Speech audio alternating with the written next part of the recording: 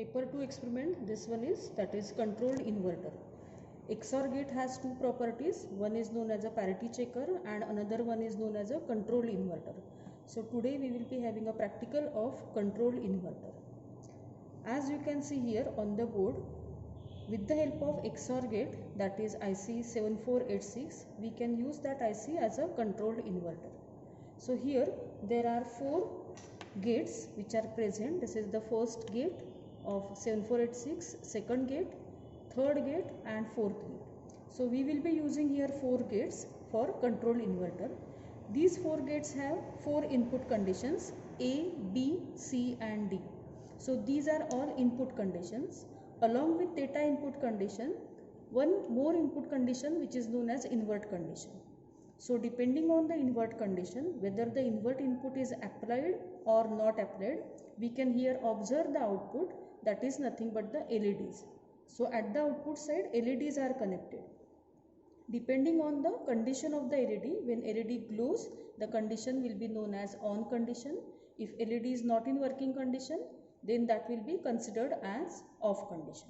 So let us check the practical thing. Now once we switch on the supply, with the help of A, B, C, D, these are the 4 input conditions, we can apply the data. That can be applied with the help of patch cords. So this is input A, input B, C and D. These are 4 data input conditions. Along with that data input condition, one more input condition which is required, it is known as invert input. So here is the invert input. Now depending on A, B, C, D, first we have to check the input, that is A, B, C, D. If we are applying A, B, C, D as 0, this is ground and this one is VCC. So A is connected to the ground potential, B is also connected to the ground potential, C also to the ground potential, D also to the ground potential. That means the data right now which is applied is 0, 0, 0, 0. Now depending on the invert input, this invert input, we can observe the output. If invert input condition is 0, whatever data we are applying, we will be observing the same data. The data applied is 0, 0, 0, 0, since all these 4 conditions are connected to the ground potential and also invert is 0, therefore the output is 0, 0, 0, 0.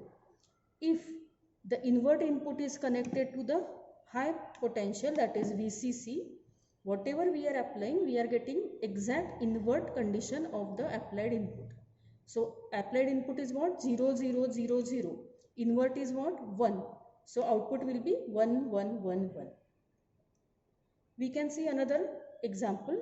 If the data is 0, 0, 0, for example, this one is connected to the high potential. Now if the data input is 0, 0, 0, 1 and if the invert input is 0, whatever we are applying, here we can observe as 0, 0, 0, 1. And if the invert is 1, see the change, 1, 1, 1, 0. So in this way, for all 16 conditions, 0, 0, 0, 0 up to 1, 1, 1, 1, we have to find out when the invert is 0, what will be the output, and when the invert is 1, what will be the output. When the invert is 0, whatever we are applying, we will be getting the same result, and when the invert is 1, whatever we are applying, complement of that we will be observing. This is known as a controlled inverter. We are controlling here the output depending on the invert input condition.